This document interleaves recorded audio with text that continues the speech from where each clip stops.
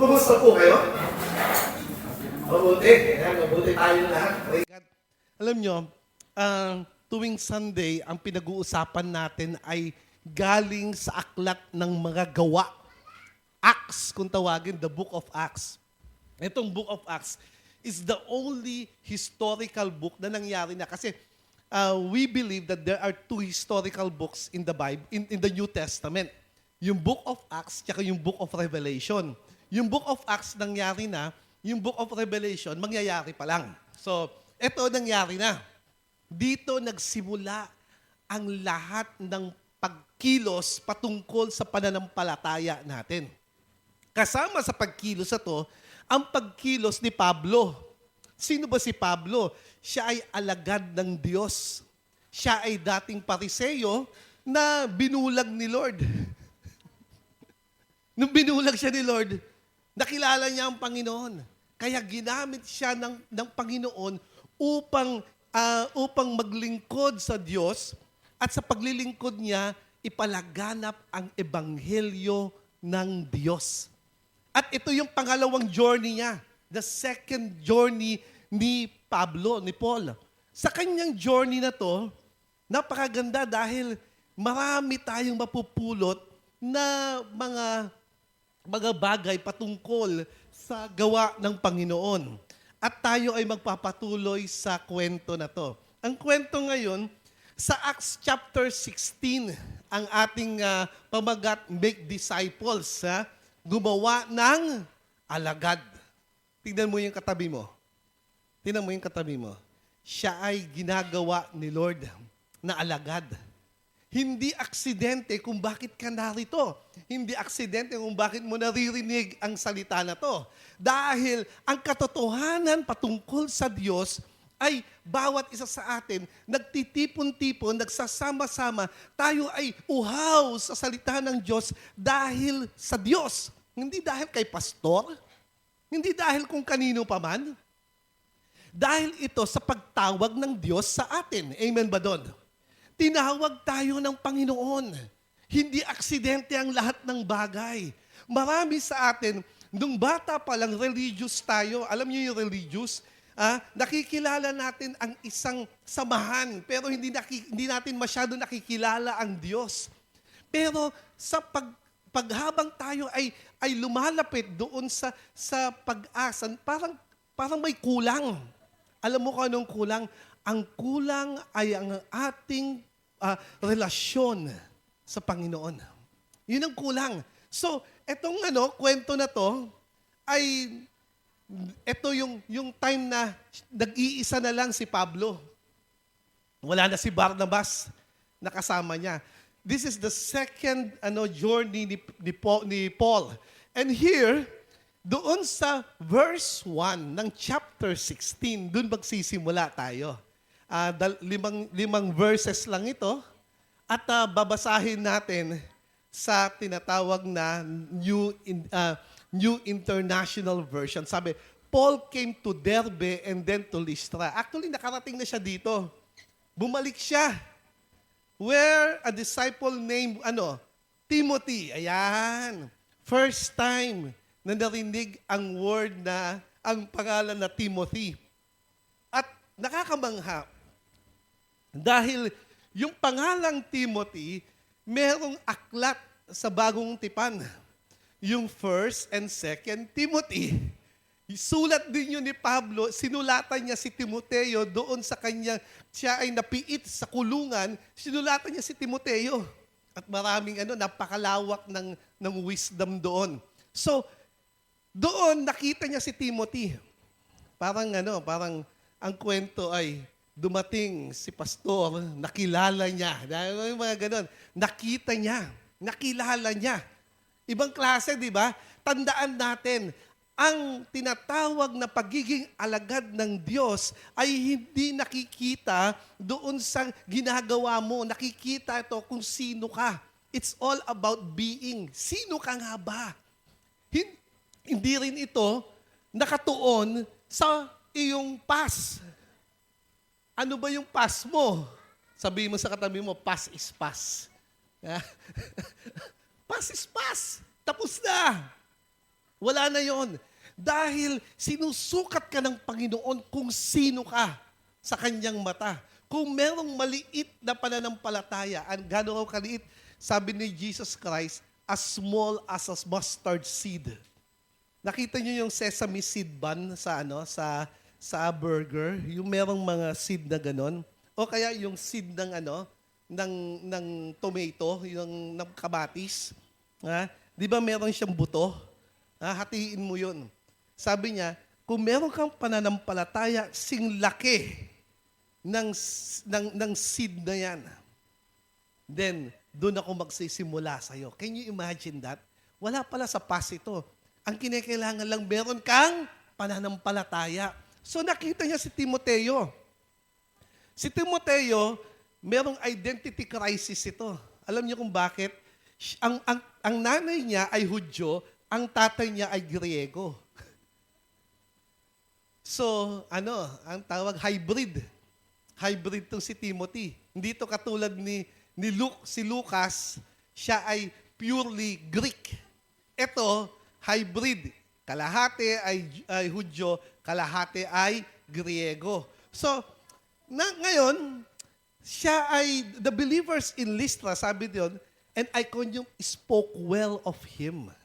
Ibig sabihin, nagpapakita itong si Timoteo ng maayos na karakter. Maayos na karakter. Kasi pinag-uusapan siya. Pagdating sa pananampalataya, tandaan natin, ang pananampalataya mo, susukatin ka sa iyong buhay. Hindi sa iyong past, sa kung anong nakikita nila sa iyo ngayon. 'Di ba? So, eto ngayon si Timoteo ay isang maayos na alagad. Alagad siya, kaya lang hybrid. Meron kaya lang palagi, Alam nyo, sa buhay natin, meron palaging kaya lang. Di ba? Ikaw ba ay perpekto? Hindi. Pero na lang, kung ang pangalan mo ay perpekto, may problema rin tayo doon. Di ba? Sarge? Meron palaging perfect. Yun! Kahit perfecto ang pangalan, hindi ka perfecto. May kaya lang palagi. Kaya lang. Ang tingin nila dito kay Timoteo ay hindi malinis. Bakit? Anak siya ng Hudyo, pero meron siyang lahing Griego. Wala talagang perfecto. Di ba? May kaya lang. So, Paul wanted to take him along.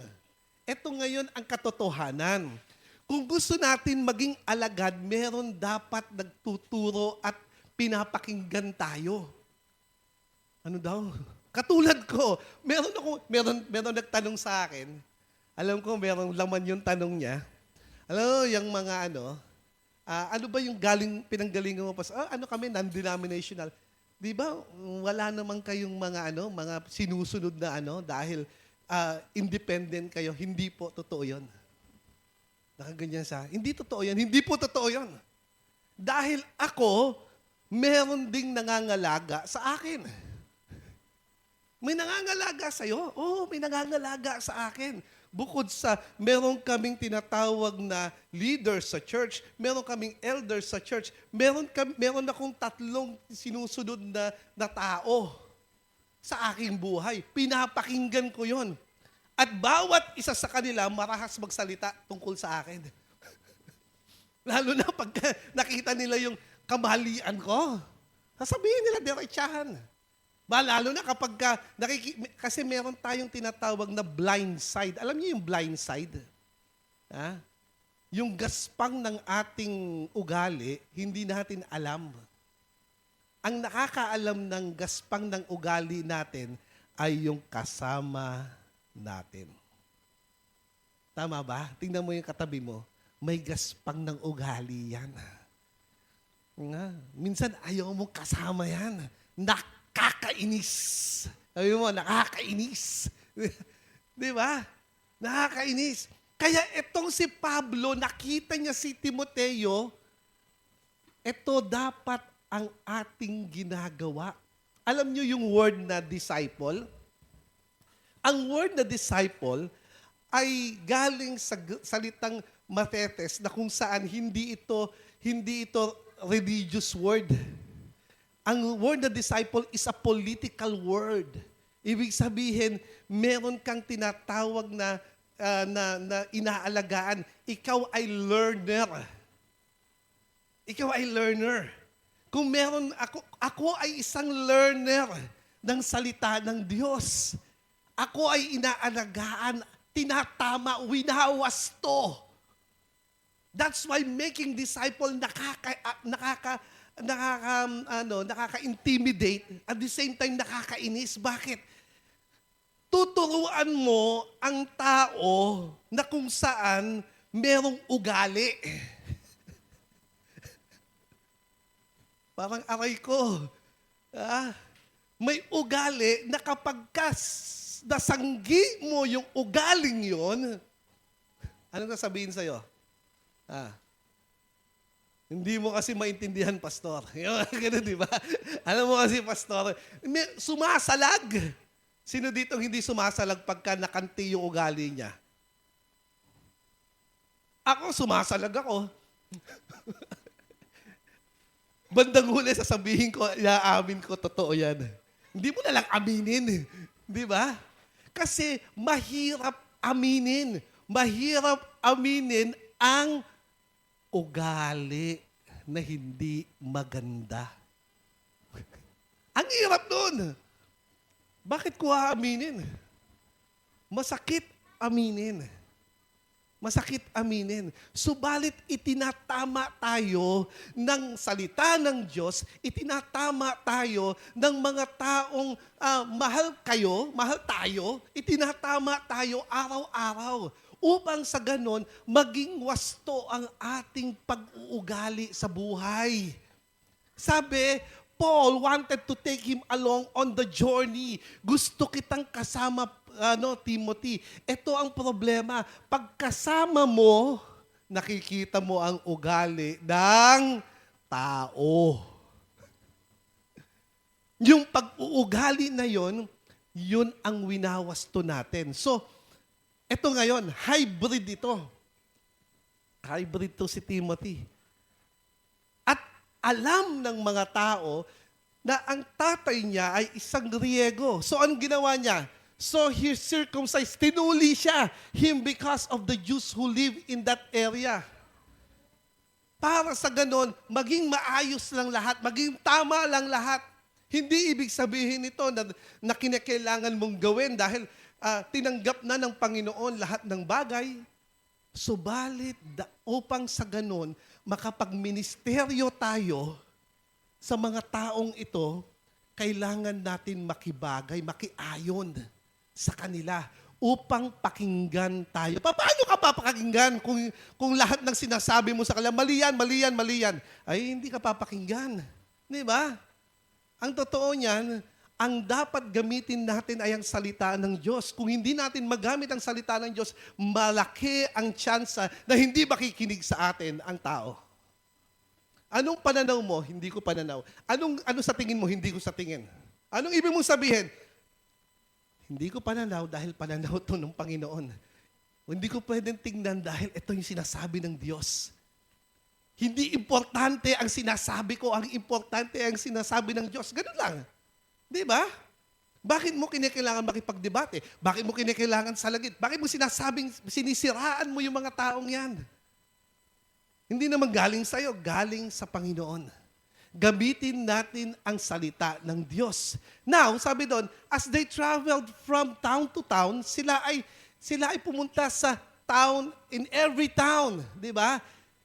They delivered the decisions reached by reached by the apostles and elders in Jerusalem for the people to obey. Kailangan nilang pumunta from town to town. Actually, doon sa Tagalog nito, pagkatapos pinuntahan nila ang mga bayan at ipinaalam nila sa mga mananampalataya ang mga patakarang kasunduan ng mga apostol at mga namumuno sa iglesia sa Jerusalem. Sinabi nila na ang mananampalataya na sundin ang patakarang ito. Ano yung patakaran na yon? Yun ang tanong. Anong klaseng patakaran yan? Ano ba pinag-uusapan nating patakaran? Ang patakaran na kung saan, kung tayo ay mayroong pananampalataya sa Diyos, tayo ay maliligtas. Yun ang patakaran. Ano daw? Pananampalataya. Teka, ginagawa ko lahat ng mga batas ni Moses. Hindi pa ba ako ligtas? Hindi. Bakit ganon? Ano nangyari? Dahil tanging ang relasyon sa Panginoon ang magbibigay sa atin ng ng buhay na walang hanggan. Grabe! Ganun ba yun? Yes! Kaya, sabi doon, sa verse 5, lalong tumibay ang pananampalataya ng Gresya. Strengthened. The word there is strengthened. Tumibay. At sila ay lalong dumami. Dumami sila. Dumadami ba tayo? Nagiging alagad ba ang mga tao sa paligid natin? Kung hindi nagiging alagad ang mga tao sa paligid natin, gawin natin silang alagad. At tayo ay maging katulad ni Pablo. Si Pablo, lahat ng makakausap niya, kahit sino pa, ginagawa niya ng paraan na makarinig ng salita ng Diyos. Anong focus dito? Ang focus dito ay meron tinatawag na intentional investment. Ano yung intentional? Sinasadya. Ano yung investment? Ha? Nagtatangi. Di ba? Sinasadya ko na gawin kitang alagad ng Diyos. Habang nandito ka, habang nakikinig ka, habang ikaw ay nananampalataya sa Panginoon, ang ating objective ay maging kawangis ni Jesus. At sinabi ni Jesus, tayo ay humayo at gawing alagad ang sanlibutan. There's no other thing in the world aside from making disciples, who makes disciples. Ang church, ito na naman tayo. Ano yung ginagawa ng church? Ano ba produkto ng church? May idea tayo? Ang church daw ngayon parang 7-Eleven, parang sari-sari store. Ang dami-daming binebenta. Buti na lang dito, walang nagbebenta ng kung ano-ano, di ba? Parang sari-sari store. Pero dapat isa lang ang produkto ng church. Ano yon? Disciples. Alagad. Ikaw ang produkto ng church. Ang tanong, ano ba ang alagad? Napaka-interesting ng word na alagad. Maraming nagsasabi, ang alagad ay learner, tama? Ang alagad ay sumusunod kay Lord, tama? Pero merong dapat na pag sinabi mong alagad, ito nga ngayon yun. Matthew 4:19. Sa Matthew 4:19, merong sinabi si Jesus Christ. Actually, nakita niya ang mga magkapatid na James and John, nandoon si Peter. Sabi niya doon sa Matthew 4:19, gawin mong ESB or kasi ayan, sabi niya, He said to them, follow me and I will make you fishers of people. Di ba? Yan ang sinabi niya. Ano ngayon? Anong ibig sabihin ni Lord yan? Ang alagad, unang-una, siya ay sumusunod kay Kristo. Tanungin mo yung katabi mo, sumusunod ka ba? Tayo makakapag nun. Sumusunod ba ako kay Lord? Anong ibig mong sabihin sa pagsunod? Well, ang ibig ko lang sabihin sa pagsunod, gayahin mo si Jesus sa pag-uugali. Or, gayahin mo si Jesus sa panalangin, sa pagpuri sa Diyos, sa pakikipagkapwa. Di ba? Sumunod. Sumunod sa utos ng Panginoon. Masyadong malawak. Yes, masyadong malawak. Pero dahil pag-ibig ang siyang namumutawi sa atin, tayo ay merong pagsunod. Amen ba yun? pag sinabing pag-ibig, katulad niyan, ang misis mo, sabi sa'yo, ano ba naman yung t-shirt mo? Pangit. Baguhin mo. Ano bang gagawin mo? Bakit mo papalitan? Bakit mo susundin siya? Dahil mahal mo siya. Yun lang naman yun, di ba? Susunod ako dahil mahal ko si Kristo. Susunod ako sa misis ko dahil mahal ko siya. Minsan, ang galing natin mang-inis ng misis. Parang hindi mga mister ang kausap ko. Di ba? Ang galing natin mang-inis minsan. Pero susunod ka rin lang naman, di ba? Ininis mo na, tapos sumunod ka. Nag-inis ka pa. So, sabi niya, ang isang alagad daw ay sumusunod. Ito yung pangalawa. Sabi niya, I will make you. Gagawin kita. Ang isang alagad ay binabago ni Jesus. Merong pagbabago. Sabihin mo, pagbabago. Ang tanong, meron bang nagbago? Nagbabago. Kung walang pagbabago, bumalik sa pagsunod. Kailangan mabago tayo. Mabago tayo ng Panginoon. Marami sa mga tao, yung pangatlo, sabi niya, fishers of men, fishers of people. Maraming nasa misyon, pero hindi nagbabago. Kailangan natin magbago upang sa ganon makita sa atin ang pagiging matuwid parang si Kristo. Di ba? So, etong ginawa ni Pablo, tinawag niya si Timoteo, inaayos niya si Timoteo. Merong tinatawag na spiritual investment, intentional investment. At dahil sinurcumcise siya, tinuli siya, tinatanggal nila yung tinatawag na barriers to the gospel. Kinakailangan walang boundary, walang harang. Di ba? Yung mga, ano ba yung mga harang sa atin ngayon? Marami sa atin ngayon ang iniisip ay bahala ka kung ayaw mo makinig. Parang nawala na yung pag-ibig, di ba? Kailangan natin umibig ng tao, kahit sino pa. Maging sino ka man. Gagawin ko ang lahat upang sa ganon matanggap mo si Jesus bilang Panginoon at tagapagligtas. Pangatlo, ikaw ay nagbibuild ng pundasyon. Alam mo yung pundasyon? Ang pundasyon ang dapat inuuna sa bahay, di ba? Sa mga gumagawa ng bahay dito. Kinakailangan malalim ang pundasyon. At ang pundasyon dito, actually, tinawag niya si Timoteo doon sa iba't ibang mga letter niya. Tinawag niya si Timoteo na totoong anak sa pananampalataya. Dahil dapat magkaroon tayo ng anak sa pananampalataya. Paano natin gagawin ito? Yun ang tanong. Paano natin gagawin ito, Pastor? Well, madali lang gagawin natin. Ito gagawin natin.